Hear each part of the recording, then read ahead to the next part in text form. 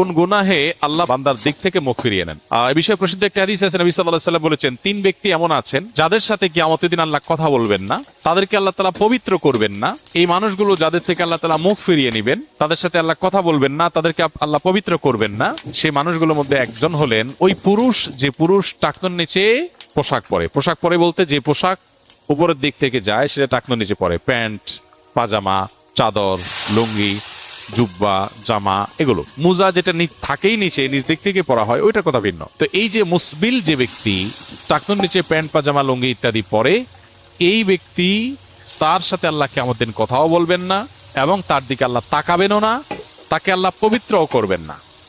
এই 3টা ভয়াবহতা এই ব্যক্তির জন্য আছে, যে ব্যক্তি টাকনোর নিচে প্যান্ট, পাজামা, লুঙ্গি পরে। আমাদের দেশে অনেকে আছেন মসজিদে নামাজ পড়তে আসলে তখন প্যান্ট ভাঁজ করে। অনেক মসজিদে মুয়াজ্জিনরা মাইকে বলেনও যে টাকনোর নিচে যাদের প্যান্ট